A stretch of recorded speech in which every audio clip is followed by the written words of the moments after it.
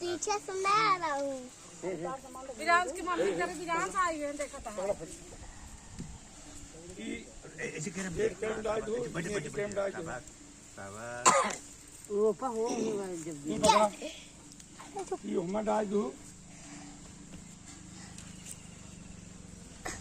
वो किसी छुट्टा देने ना बता दे जब आई नेकी टाइम डाल दो इनाज पंखा देख ले पंखा देख के तो छुट्टा करा दे दूसरे में बड़ी बोली नहीं इसका भैया पकड़ा पकड़ा भाई है ई नेकी दे दो ई देव के साथ के दे दो ना भाई यहां तक मेरे को भी दो। 150 रुपया मूरन करा 50 इसमें डाल गई बुआ वो खुश हो गई दादू उनकर कहां गए दादू लिया है वैसे का दादू विरांश बोल रहे कि मेरे को भी दो पैसा। विरांश दादू तो सब इसमें डाल दे छोटी नदी के घरे सो पूछे छोटी नदी राजा दशरथ घरे भरत लाल जनमे राजा दशरथ भरत लाल जनमे कैकेयी घरे सो रे सुनो छोटी नदी कैकेयी घरे सो रे सुनो छोटी नदी के करे घरे छोटी नदी के करे घरे सो बाबू इधर आओ। राजा दशरथ घरे श्री रामचंद्र बैठ जा। जनमे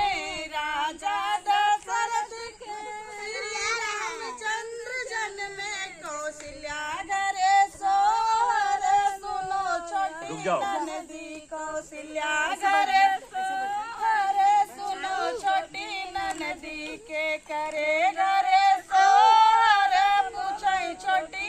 नदी के करे घरे सो पूछे छोटी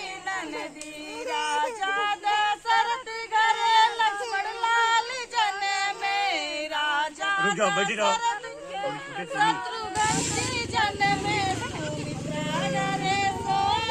रे सुनो बिट्टू बोल गया नहीं बिट्टू को। अरे पागल एकदम से बस नहीं देता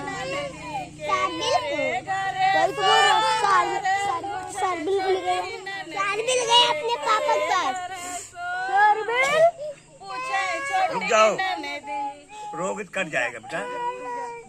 मेरा कटा था ब्लेड से हटना नहीं देख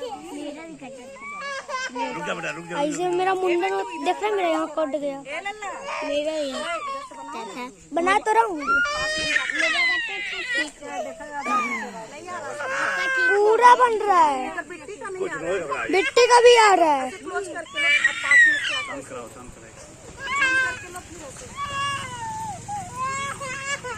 लो थोड़ा सा इसी को कैमरा ही पास कर दिया।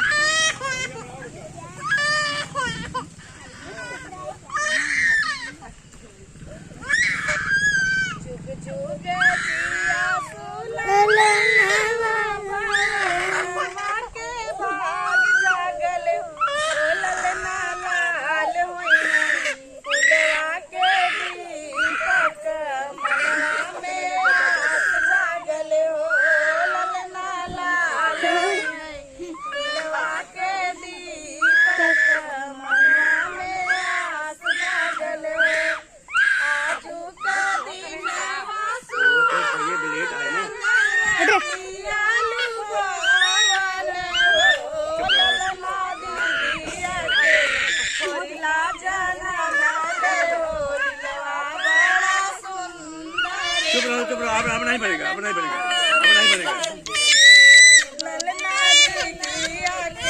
कट गया है यहाँ से।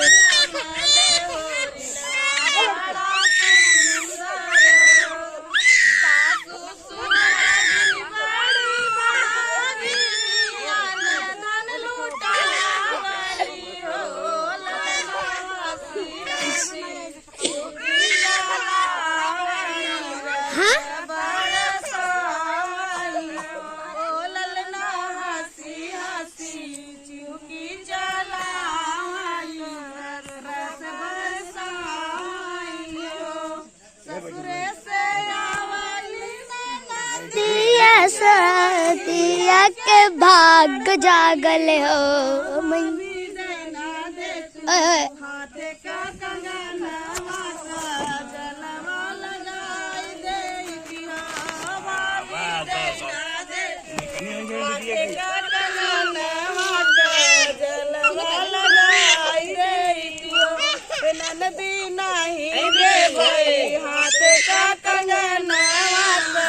जलवा लगाई ले भाई ओ ननदी छोड़ी ले भाई हाथे का जलवा लगाई ले भाई लग जात बस कुछ जाता चल सुनी देवरिया के ठाड़ बने हो कट गया बेचारी का। ना दे तू बेटी के कंगनवा का जलवा लगाई देती ओ बहू दैना दे तू बेटी के कंगनवा का जलवा लगाई देती हो ससुर नहीं दे बई बहुत जगह कट गया। बनाओ बेटा जलवा लगाई ले बई हो ससुर नहीं दे बई हाथ का कंगनवा का जलवा लगाई ले बई हो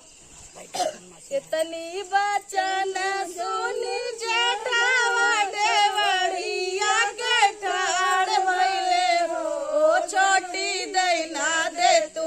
बहनी के कंगनवा का